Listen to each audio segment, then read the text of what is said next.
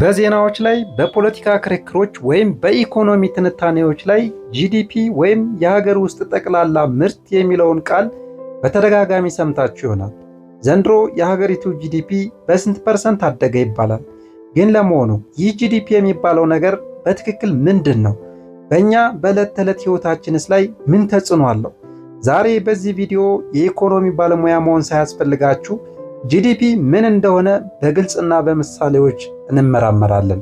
አብራችሁኝ ቆዩ። ጂዲፒ ማለት በምህፃሩ ግሮስ ዶሜስቲክ ፕሮዳክት ማለት ሲሆን በአማርኛ የሀገር ውስጥ ጠቅላላ ምርት ይባላል። ትርጉሙን በጣም ቀላል በሆነ መንገድ እንየው። በአንድ ሀገር ወሰን ውስጥ በአንድ በተወሰነ ጊዜ ብዙውን ጊዜ በአንድ ዓመት ውስጥ የተመረቱትን ሁሉንም ጠቅላላ ዕቃዎችና የተሰጡትን አገልግሎቶች የገንዘብ ድምር ዋጋ ጠቅላላ የገበያ ዋጋ ማለት ነው። ይህ ማለት ምን ማለት መሰላችሁ?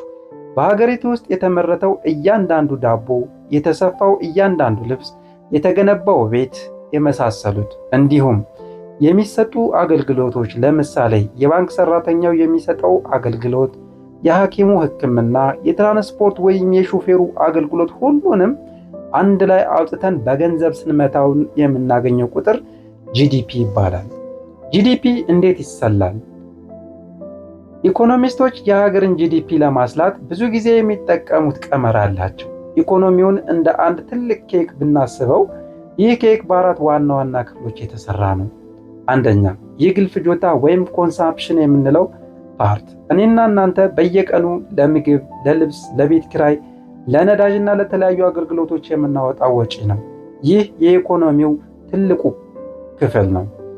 ሁለተኛ ኢንቨስትመንት፣ ድርጅቶችና ባለሀብቶች አዳዲስ ማሽኖችን ለመግዛት፣ ፋብሪካ ለመገንባት ወይም ሶፍትዌር ለማበልጸግ የሚያወጡት ገንዘብ።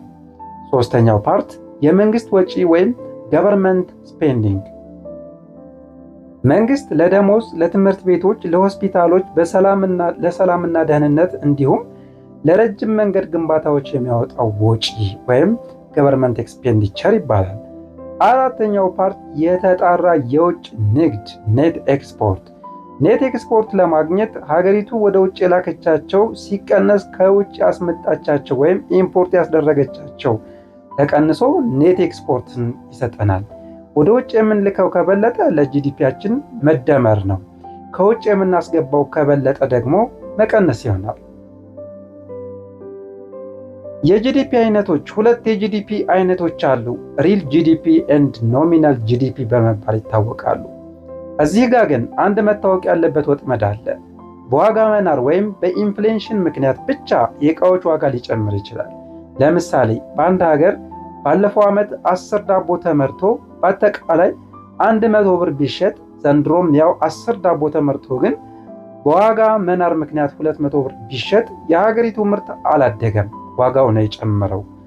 ለዚህ ነው ኢኮኖሚስቶች ጂዲፒን በሁለት የሚከፍሉት።